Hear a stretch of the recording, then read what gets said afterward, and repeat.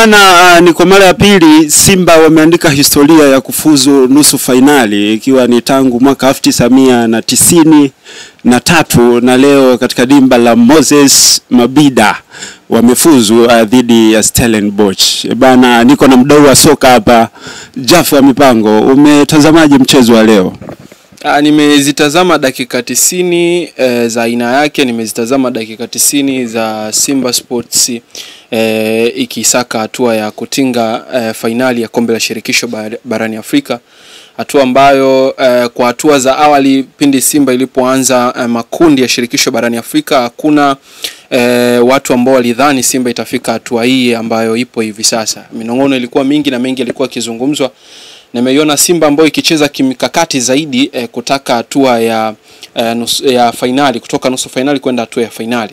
Kwa hiyo ukiniuliza nimeona mchezo wa aina gani, nimeona mchezo ambao Simba amecheza kimkakati zaidi kutafuta hatua ya fainali, hatua ambayo imewapa furaha hivi sasa wana Simba wengi ambao walikuwa wanaisubiri kwa kipindi kirefu zaidi. Mr. Augusto, ni kipi ambacho kinakufanya uone kwamba Simba wamecheza kimkakati, sio kwamba labda walikuwa wameelemewa kwa namna moja au nyingine?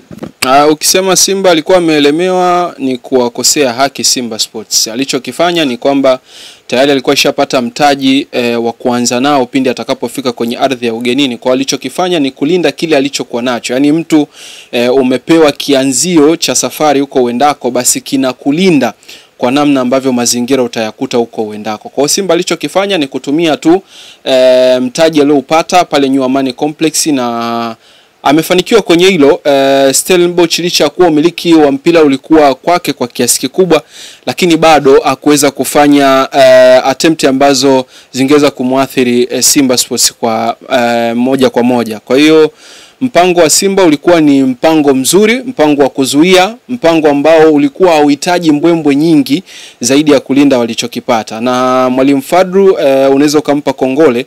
Unajua Agu, moja kati ya kitu ambacho Simba hakupewa matazamio wala makadirio ni kwa sababu Simba Sports ilikuwa ina idadi kubwa ya wachezaji ambao hawana experience ya michuano hii ya shirikisho barani Afrika pamoja na klabu bingwa barani Afrika. Achilia mbali kina Shomari Kapombe, Shabalala, kina Fabrice Luamba Ngoma, lakini ukimzungumza mtu kama Jean Lewa, Ateba, ukimzungumza mtu kama Steven Dese Mukwala, ni wachezaji ambao mafanikio makubwa wanaanza kuyapata wakiwa ndani ya kikosi cha Simba Sports. Hatua ya mwanzo mzuri, usajili wao unaonekana kile ambacho Simba Sports kupitia uongozi wake umeweza kulipa, na haulipi kwa upande wa timu peke yake, bali profile ya mchezaji mmoja mmoja kadiri ya kiwango ambavyo alikuwa kikionyesha pindi anapoaminiwa na mwalimu kupewa nafasi. Lakini kwa mwalimu pia amepandisha CV yake. Sasa tunaweza tukazungumza ni kitu kikubwa zaidi, kwa sababu ni msimu wa kwanza akihudumu kama kocha mkuu katika timu ya Tanzania,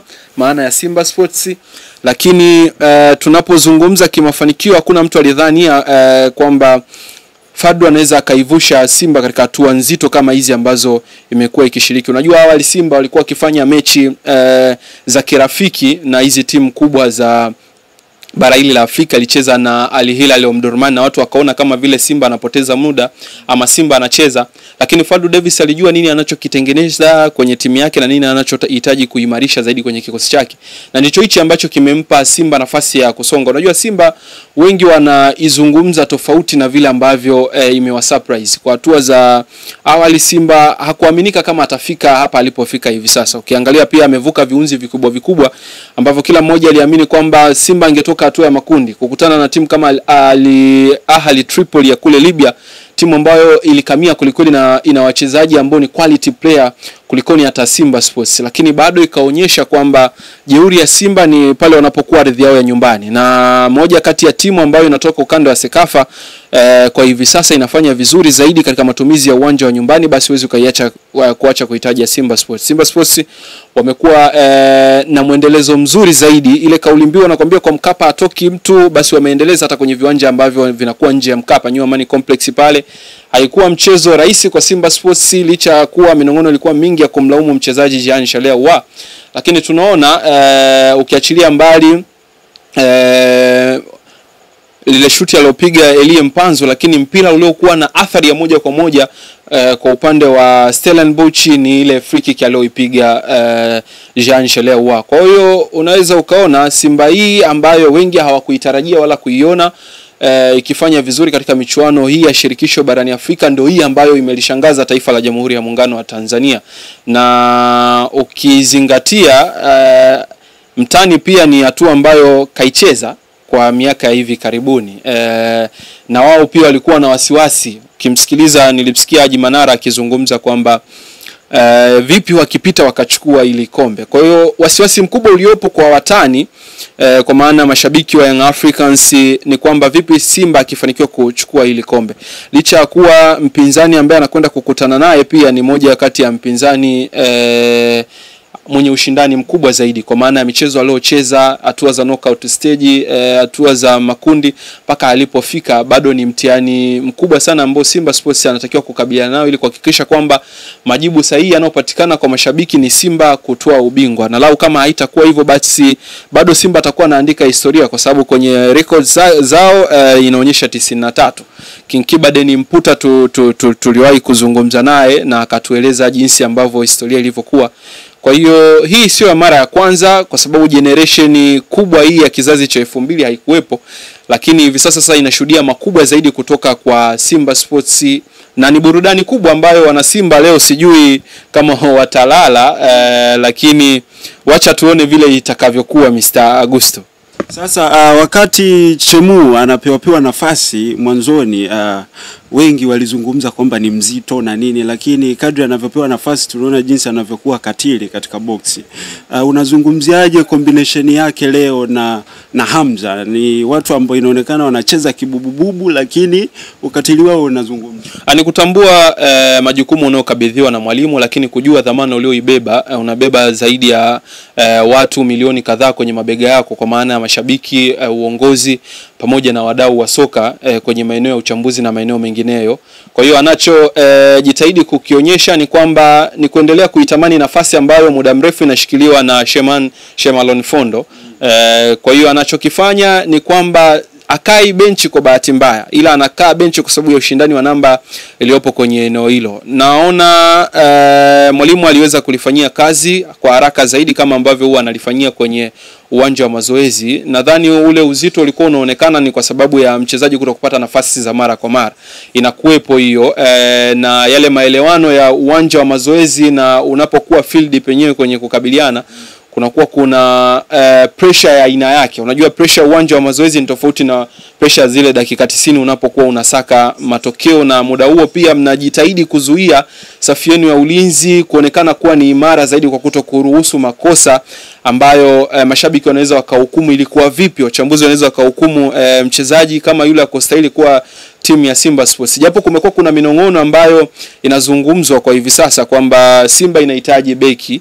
Nimesikia hiyo mijadala ikiendelea kwenye vituo mbalimbali vya radio na vikizungumza kwamba anahitaji beki wa kimataifa, lakini ni swala tu la uharaka. Umejua sisi tumekuwa sana na uharaka wa kutamani kuona mchezaji akifanya makubwa ndani ya muda mfupi. Japo wanasema mchezaji mzuri huwa asubiri, lakini kuna nyakati mchezaji kuna nyakati anaweza akapitia zikawa nyakati za mpito ambazo zinahitaji subira. Sasa ukifanya maamuzi ya haraka, mchezaji huyo pia anaweza katoka kwenda kwenye klabu nyingine ukaona mbona ni mzuri zaidi kuliko alikotoka, na wengi wanaenda mbali kuhusisha imani za kishirikina na vitu kama hivyo. Kwa hiyo Shemua Karabu kuimprove kwake ni kwa sababu anapata nafasi na anajua jukumu lile analokabidhiwa, na aina pia ya kuchangamana na pacha wake kwa maana Abdulrazak Kamza. Wamefanya kazi nzuri, na unaona kuna muda tu Simba inachokikosa kwa mimi ninavyotazama kwenye eneo la mlinda mlango ni ile pressure ya kuwaambia kwamba kwenye hili mmekosea hapa, kwenye hili mlikuwa mnatakiwa mfanye hivi. Goalkeeper anaitazama timu ikiwa mbele, anaitazama timu ikiwa nyuma. Kwa hiyo anajua jinsi wanavyocheza na wapi ambapo panakuwa pana changamoto. Kwa hiyo goalkeeper anapokuwa na waamsha ni kwamba anamsaidia kocha kumrahisishia majukumu kwamba hey jamaa unakosea hapo, hauko sawa, unatakiwa ufanye hivi. Kwa hilo sehemu Pimpin Kamara Spiderman, mmoja kati ya golikipa mzuri zaidi kwa hivi sasa ambaye Simba Sports wanajivunia kuwa naye, basi anatakiwa amke kwenye eneo hilo kuhakikisha kwamba anaamsha wachezaji ili waweze kujua majukumu yao katika zile hatari ambazo zinaweza zikageuka kuwa goli na kuwapa athari katika michuano kama hii kwenye hatua muhimu aliyofikia. Bwana Jafu wa Mipango, semaji la watu wa Jangwani alisema kwamba huyu coach wa Mnyama Fadlu Davis bwana kuna timu alishusha daraja na akasema kwamba Simba kivyovyote hawezi kufuzu nusu finali hii ya CAF Confederation. Unamzungumziaje alikama? Ni sehemu ya masahara ambayo yapo kwa hawa watani. Unajua swala la utani halijaanza leo, wasimu wao umeanza muda mrefu sana, na nadhani huwa ni sehemu tu ya kukinanga cha mwenzako kuonekana ni kibaya, basi cha kwako kuwa ni kizuri. Ukiachilia hiyo kauli ambayo umeizungumza kwenye mchezo wa Fountain Gate kule Manyara, alizungumza na safari yake anatoka weekend hii, na safari kubwa ilikuwa ni hii. Nadhani hasa alikuwa akiwazungumzia Simba Sports, na hakuna mafanikio atakayopata mtani wako wewe ukafurahia, kwa sababu unajua kwa namna moja au nyingine kwenye records atazungumzwa yeye, kwenye vyombo vya habari atazungumzwa yeye. Ukiachilia mbali ile pongezi ya Rais wa Jamhuri ya Muungano wa Tanzania inayotoka hongera Simba Sports kwa kuwakilisha vizuri bendera ya Tanzania, hiyo ndio huwa inawauma zaidi. Kwa hiyo kinachowauma hivi sasa ni kuona Simba anapita kwenye hatua ambazo hata wao wenyewe hawakutarajia. Kutambia medali kwa sababu kuwahi kufika katika hatua hiyo ya mafanikio ni swala jema, lakini kutambia kitu ambacho mwenzako alishawahi kumiliki ni utoto, kwa sababu Agu wewe umeoa alafu mtu anakuja kukutambia yeye kaoa, yani kwa sababu mke wake ni mpya anaanza naye maisha, basi wewe kwa kuwa yule wa kwako unaye kwa muda mrefu basi hana uthamani, utakuwa ni kumkosea mtu heshima. Kwa hiyo ni namna tu ya vile ambavyo ushabiki kwetu huku umekuwa ni mkubwa na zile vutani kuvute za maneno ya kimitandao, ili kuongeza mvuto na kuvutia watu kuja kutazama jambo lako, basi inabidi uchachawize kwa namna hiyo. Lakini kusifia medali alafu umekosa kombe, nadhani haina mabadiliko, kwa sababu thamani ya kiwango cha fedha ambacho ulikuwa unatakiwa kupata ukiwa na mshindi wa pili akibadiliki, ni tofauti na yule atakayepata akiwa mshindi wa kwanza. Kwa hiyo unaweza ukatamba ukiwa ni bingwa wa michuano aidha ya shirikisho au ya klabu bingwa kwamba umeleta kombe, lakini ukiachilia mbali kuleta kombe kwa heshima kwamba utapanda kirenki, kuna fedha pia unakuwa umezikusanya, idadi kubwa sana ya fedha utakuwa umeipata hapo. Kwa hiyo kwenye hilo nadhani ni utani tu hapa na pale, na kwa ushabiki wao wataondoka nalo kishabiki kwa sababu linawapa fursa ya kuzungumza. Hususan wao huwa wanazungumza kwamba Simba Sports ilicheza michuano ya Mashudi ya Biola ni tofauti na ile, lakini Simba ilicheza CAF Cup. Kwa hiyo tofauti tu ya majina ndio inafanya watu washindwe kuelewa unaleta hapo uzito. Lakini Simba hii ni finali yake ya pili, tunaomba tuiweke sawa. Simba hii ni finali yake ya pili. 93 ilicheza finali yake ya kwanza, lakini ukiachilia hapo ni miaka 32 imepita. Ni record ambayo timu pekee iliyoweka ni Simba Sports kwa hivi sasa. Kwa hiyo unapozungumza Simba nadhani uzungumze kwa heshima ya kuwapa maua yao katika kile ambacho wamekifanya. Mara 6 tunazungumza wameshiriki michuano ya klabu bingwa pamoja na shirikisho, lakini hawaishii hatua tu ya makundi, imekwenda mbali zaidi kuwa na uhakika sasa wa kufika hatua ya robo finali. Mwana Simba hivi sasa ana pressure na Simba Sports kuhusu kucheza hatua ya robo finali.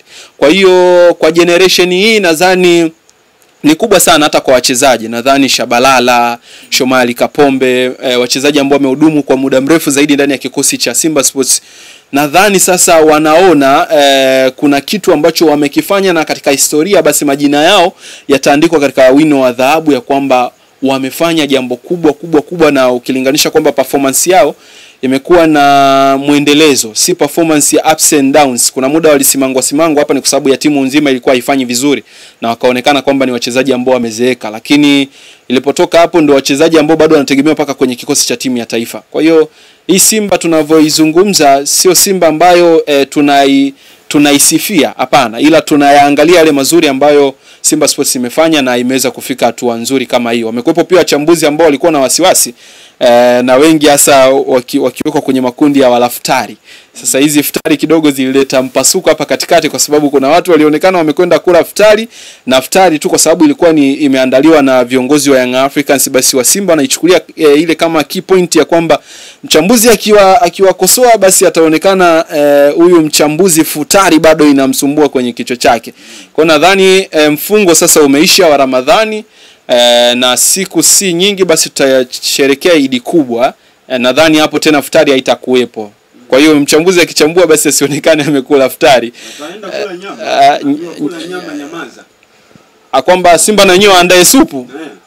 Simba hawana mambo haya. Sidhani kama Simba wana sababu ya kufanya supu. Sema ninachokitarajia ni mapokezi makubwa pale Airport Terminal 3 Julius Nyerere International Airport. Ninachokitarajia ni hicho, kwa sababu hata hii hatua pia ni hatua ambayo bado ni kubwa, bado ni hatua ya thamani, kwa sababu unapoiandika record sio swala dogo, sio swala dogo hata kidogo. Tunaona mataifa makubwa yanavyopigania kuingia kwenye records, kujaa tu kwenye kile kitabu cha Guinness ni kitu kikubwa sana.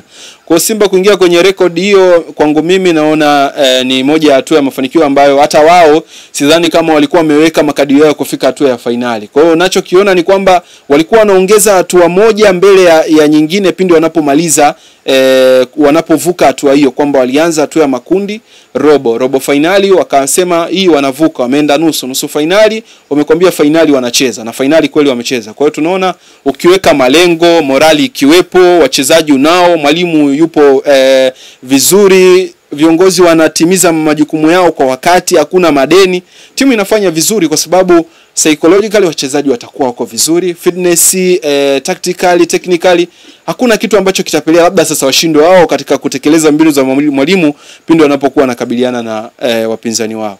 Nikushukuru sana. Shukrani.